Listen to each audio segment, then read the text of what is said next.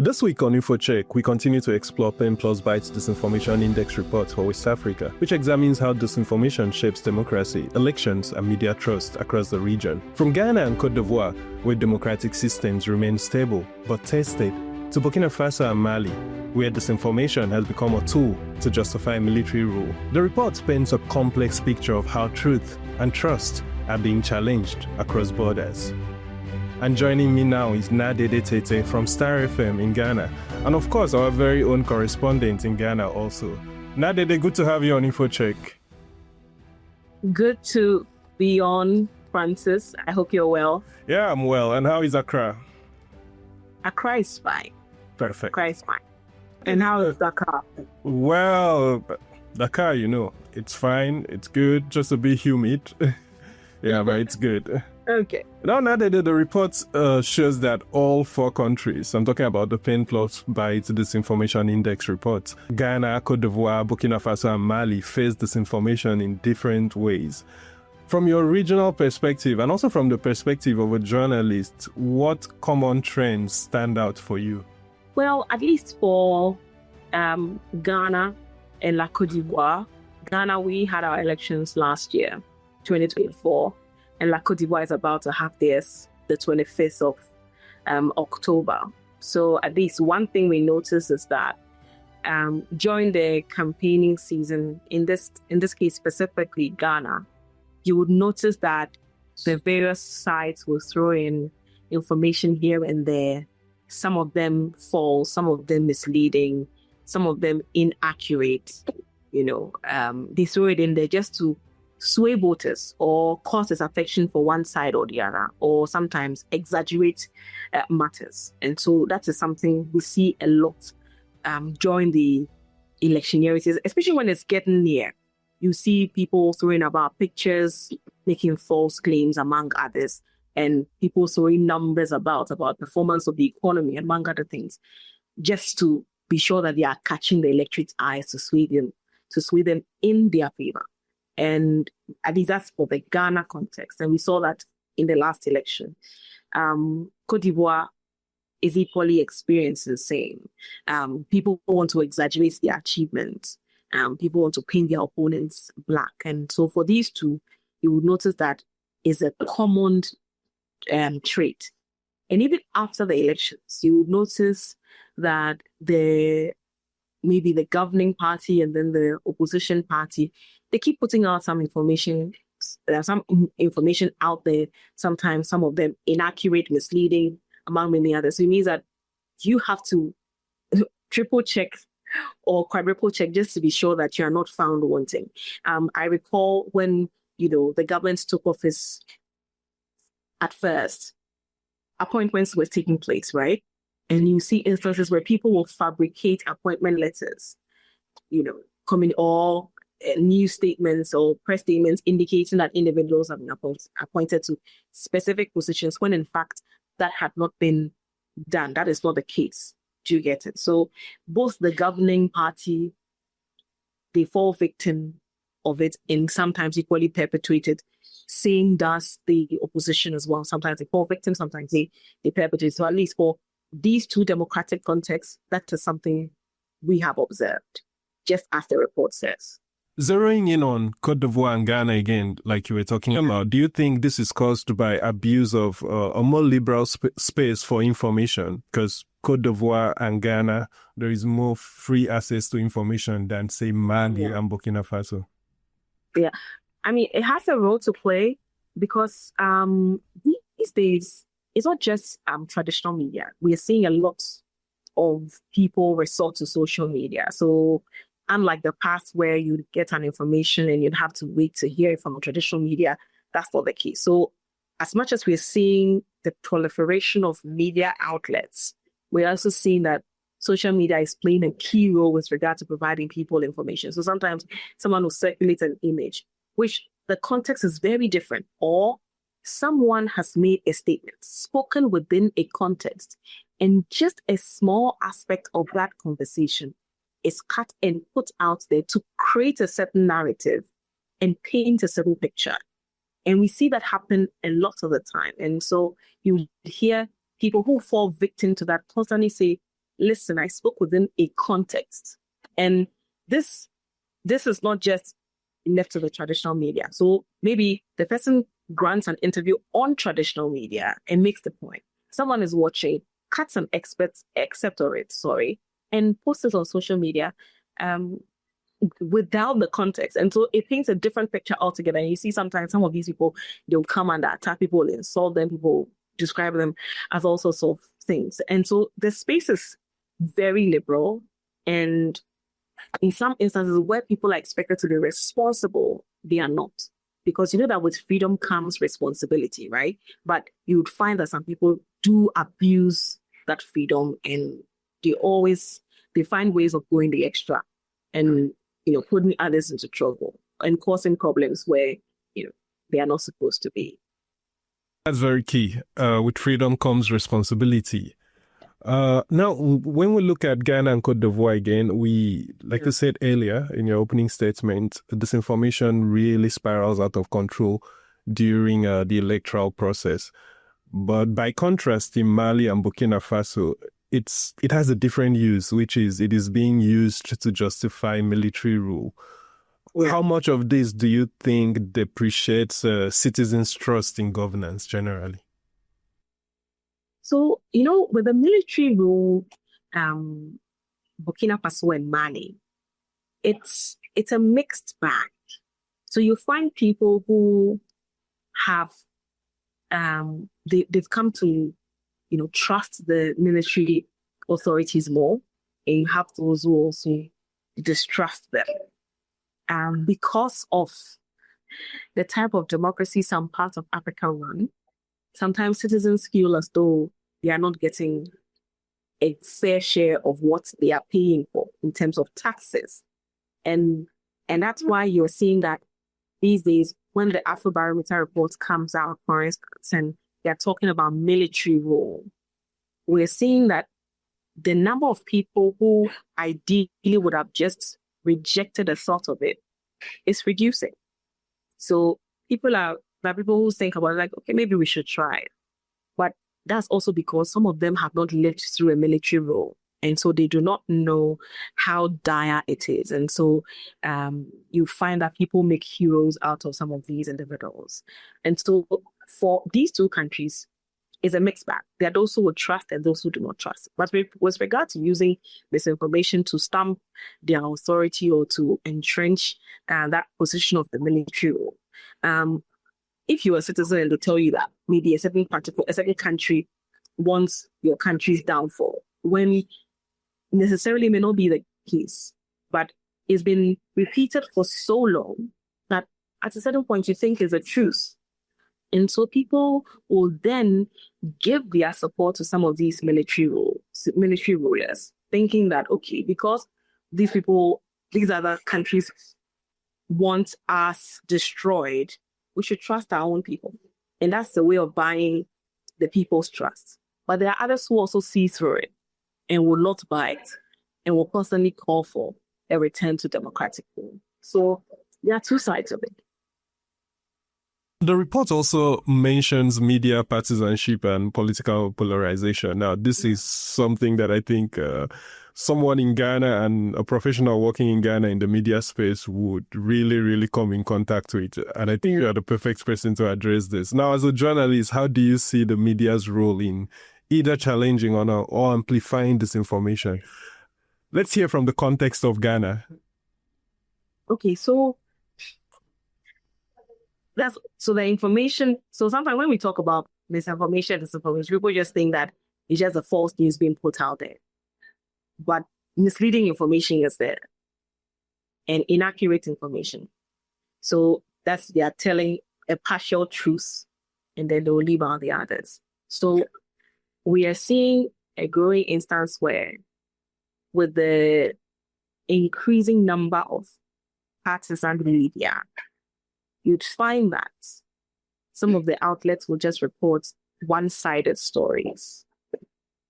So instead of getting a balance, or perhaps maybe, let's say, there's an issue that has come up and both the NDC and the NPP are making a case, you'd find that the pro-NPP station would most likely report just the NPP's angle. right? And then the pro-NDC will most likely just report the NDC angle. Instances where they want to feign balance in some of these instances, they would go in for people on the other side of the political divide, yes, but these are people who are more like enemies within. So these are people who are most likely are falling out with the party in question. So maybe a pro-LPP station is discussing an issue and wants to feign balance. So they would go and speak to someone who is a member of the NDC but has fallen out with the party. So most likely his opinions will be against the party, right? And so they will do that. And it's vice versa. It applies to both ends. And so depending on you, the listener, what you listen to, because there are people too who are very selective. So that's what they want to hear. They just want to hear one side. And so they'll tune into their pro political party stations, and that's what they would listen to. And what happens is that if someone who doesn't really know the difference between a pro party station and the other, they may think that whatever they are reporting is the truth, when perhaps it might just be a one-sided side of the story, or an inaccurate side of the story, or like I said earlier, picking just aspects of the conversation without looking at the full context and passing it on to the audience. And so if you as the audience, you are not well informed, you may buy it hook, line, and sinker, when in fact, you are not being told the truth. They're just being told a partial truth or simply falsehood. Now, are there any pushbacks against what you're saying, let's say coming from the media regulator in Ghana or even from the audience themselves? Are the media stations facing any form of pushback against this practice? Okay, so I don't think necessarily there's a pushback, because it's become, what I've noticed, that it's become like part of the starter pack for politicians. Most of the political parties or big wigs within the political parties all want to own media, because the media is a powerful tool. You can tell, you can set the tone for conversations. You can set the agenda, right? And you can also sell and advocate for yourself, propagate your message. You understand? So, for instance, we have the NPP is about to have the New Patriotic Party, the opposition party. They'll be having their presidential primaries very soon, right?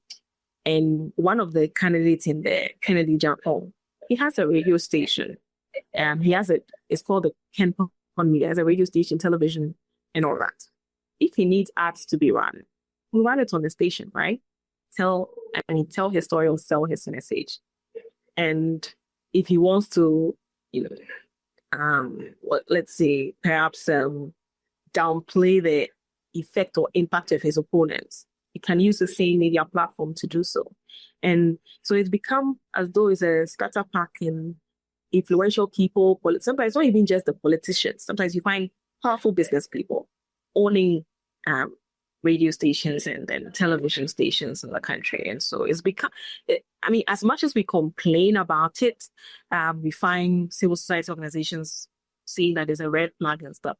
They're still, we're seeing them increase in number. And you'd notice that when the various political parties come into office, so the NPP just left office, they issued a lot of licenses to people believed to align with them, right? Private radio stations. The same is most likely going to happen with the NDC, even though they've mentioned that they want to sanitize the space. But that's the usual complaints that comes up, that once the political parties take turns, then they give people that believe they are in their corner, they give them. When they apply for these frequencies, it's easy for them to get. But for a country like Ghana, I've forgotten the actual number, but many people have talked about how we have too much, and it is so concentrated in the capital. So many radio stations. How much of neutrality remains in the space in Ghana specifically? Because from what you say, it sounds like there's a possibility of hearing two sides of a story in Ghana without hearing the truth. Okay, so there are there are also independent media outlets out there in the country, but we are seeing an increasing number of the pro-political party radio stations or media outlets too. But we have some solid, balanced radio stations and media outlets out there who, once you go there, you know that they are telling you the truth. Do you understand? So we have a good number of them as well. And so it becomes problematic where sometimes these credible outlets equally fall for the false news. You understand? Because they seem to be like the lifeline. But instances where they also fall for it, and you ask yourself, okay, so what can we do to safeguard this space? Do you get it? And I personally say that neutrality barely exists. I believe in objectivity, because when you choose to be neutral, it means that sometimes when you see right from wrong, you choose not to speak, and in that instance, you equally become part of the problem. Do you understand? So, there are objective media outlets out there who report things as they are and put out investigative pieces, and sometimes, makes the various successive governments, makes them uncomfortable. Do you understand? And so, yes, as much as we have the many political party media outlets out there, or pro-political party media outlets out there, we also have some credible, independent, and objective media outlets out there that are doing a human's job. Yeah, and I agree with you there. Objectivity basically trumps neutrality when it comes to media. Finally, Naa Dedei, what can regional actors, let's say ECOWAS, and also fact-checking groups do to really help to build resilience against disinformation in West Africa? Practically speaking, not from a framework point of view, not from, adopting we know our regional organizations are good in adopting protocols and all that, but practically speaking, how can they really work with, at the end of the day, regulators will also have to come in, national regulators. How can they really work together, to build resilience against this? Well, so one thing I've noticed is that some of the civil society organizations, for instance, the Media Foundation for West Africa, they have set up an independent media outlet seeking to, detach itself from any form of political influence. And what they're doing is that they're putting up a lot of investigative pieces. And recently they've done some work on officials of the previous government, some corruption-related matters and all that. So what I believe is that media outlets, especially the objective ones, must be empowered. So some of the CSOs with like PenPlusBytes, the work they're doing, for instance, this research that they put out, it equally helps and it informs these media outlets with regard to disinformation, misinformation, the impact it has. Then they can equally pass it on to the audience. But it's very critical that media outlets are empowered to do objective work and also fact check. And it appears as though fact check has become a new industry altogether, because during the election, for instance, the various fact-checking institutions, organizations, they came together as a group. They came and formed a consortium to be checking information on the go whilst the election was ongoing. Because we see it a lot of the time that when elections are ongoing, maybe it gets to counting or sorting, or you hear stories about, they snatched a ballot box here, this person has done that, with an attack here. But so that consortium was formed to check the information that comes in on the go. And so perhaps as media, instead of competing unnecessarily sometimes, I think we can pool our resources together and then put the various administrations in check, especially when the disinformation is coming from their end. And then the general space as well. I think most often we are overly focused on competition. And so it's all about who is getting the news first, who is putting out that. But resource is a major problem. And the more the media houses spread, it means that the more we are spreading expertise thin. And so you'd realize that with time, quality will diminish. So I believe that with more collaboration, with CSOs, with the media, amongst ourselves as well, we'll make some progress. Sincerely, I think that's a practical way of going about it. Naa Dedei Tettey, it's been an absolute pleasure having you on InfoCheck. Thank you for having me.